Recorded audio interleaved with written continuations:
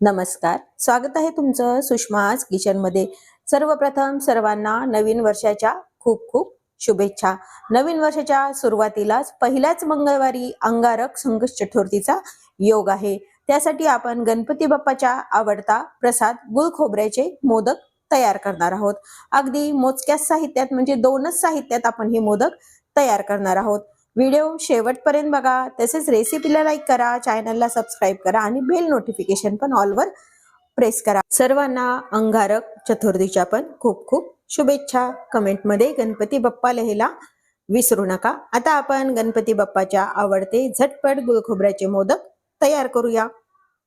आपण झटपट दोन साहित्यात मोदक बनवतोय। त्यासाठी मी इथं डेसिकेटेड कोकोनट घेतलेले आहे। कढई आपली गरम आहे, त्यामध्ये मी टाकून व्यवस्थित आपल्याला हे डेसिकेटेड कोकोनट आपल्याला भाजून घ्यायचे। तुमच्याकडे जर घरच्या खोबऱ्याचा खिस असेल तर ते पण तुम्ही वापरू शकता। मी हे विकतचं वापरलेलं आहे। हे छान गुलाबीसर होईपर्यंत आपल्याला भाजून घ्यायचंय। हे कच्चं पण बनवता येतं, म्हणजे अगदी खोबरं कच्चं ठेवलं तरी, पण मला त्याचा कच्चेपणा आवडत नाही म्हणून मी थोडंसं भाजून घेते। कोरडच भाजायचे, अजिबात तूप वगैरे काही वापरायचं नाही। खोबरं आपलं छान भाजून झालंय, एका ताटामध्ये काढून घेऊया। त्याच कढईमध्ये अगदी थोडंसं साजूक तूप टाकून घ्या। यामध्ये ज्या वाटीने आपण खोबरं घेतले त्यापेक्षा थोडासा कमी गूळ चिरून घ्यायचा आहे। थोडेसे मोठे खडे असतात, त्यासाठी विरघळण्यासाठी थोडंसं अगदी चमचाभर यामध्ये पाणी टाकून घ्यायचं। गुळाचा आपल्याला पाक वगैरे करून घ्यायचा नाहीये, फक्त मेल्ट करून घ्यायचा आहे गुळ आपल्याला। गुळाचं प्रमाण थोडंफार कमी जास्त पण तुम्ही करू शकता। इथे मी गुळ वापरलाय, याऐवजी तुम्ही साखर पण वापरू शकता। शक्यतो गुळाचे खायला टेस्टी लागतात। गुळ वितळून झालाय, भाजून घेतलेलं खोबरं यामध्ये टाकून घ्यायचंय।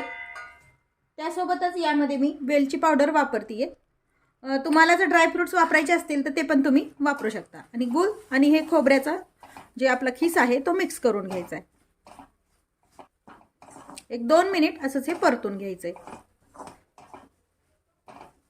हे भाजून झाले आपल्याला गुळ आणि हे व्यवस्थित मिक्स झाले। थोडंसं कढईपासून सुटायला लागलं की एका ताटामध्ये काढून घ्यायचं। गॅस बंद करूया आणि एका ताटलीत आपण हे काढून घेऊया। हे मिश्रण आपण थंड करायला काढून ठेवले। थोडंसं चांगलंच गरम आहे, व्यवस्थित हाताला कोमट लागेल इतपत हे आपल्याला थंड करून घ्यायचंय। याचे तुम्ही लाडू पण करू शकता, मी इथं मोदक बनवणार आहे। मिश्रण आहे जरासं कोमट झाले, एक मोदक बनवायचा साचा घ्यायचा आहे, त्याला आतनं तूप लावून घ्यायचे दोन्ही साईडनं। छोटा मोठा तुमच्याकडे जो साचा आहे तो तुम्ही यामध्ये वापरू शकता। आणि हे जे मिश्रण आहे यामध्ये व्यवस्थित आपल्याला भरून घ्यायचे। दोन्ही साईडनं थोडं थोडं आपण आधी भरून घेऊया। थोडंसं गरम आहे अजून, पण कोमट असतानाच हे भरा, नाही तर मग हे एकदम कोरडं कोरडं होतं आणि पुन्हा मग गरम करायला लागतं।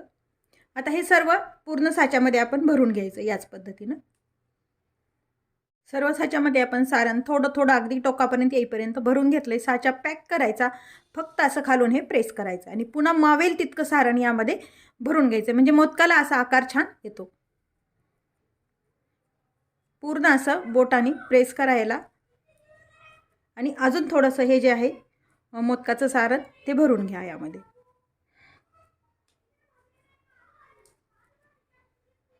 सर्व गुळ खोबऱ्याचं मिश्रण यामध्ये आपण भरून घेतले। पाहू शकता मस्त असे मोदक हे झटपट आपले तयार होतात आणि बरेच दिवस, 1 महिना ते 1.5 महिना पण हे मोदक छान टिकतात। या पद्धतीने बाकीच्या राहिलेल्या मिश्रणाचे मोदक तयार करूया। तयार आहेत आपले अंगारक चतुर्थी विशेष गुळ खोबऱ्याचे झटपट असे मोदक। मोदक तुम्हाला कसे वाटले हे कमेंटमध्ये नक्की सांगा। तसेच कोणत्याही चतुर्थीला या पद्धतीनं झटपट असे मोदक नक्की तयार करून पहा। आपण जे साहित्य आणि प्रमाण घेतलं होतं त्यामध्ये साधारण हे 11 या साईजचे मोदक आपले तयार होतात। तसेच तुम्ही जर माझ्या चॅनलवर नवीन असाल तर चॅनलला सबस्क्राईब करा, व्हिडिओ शेअर करा आणि व्हिडिओला लाईक करायला विसरू नका। अशाच नवीन रेसिपी सोबत पुन्हा भेटूया, तोपर्यंत बाय बाय। व्हिडिओ पाहिल्याबद्दल खूप धन्यवाद।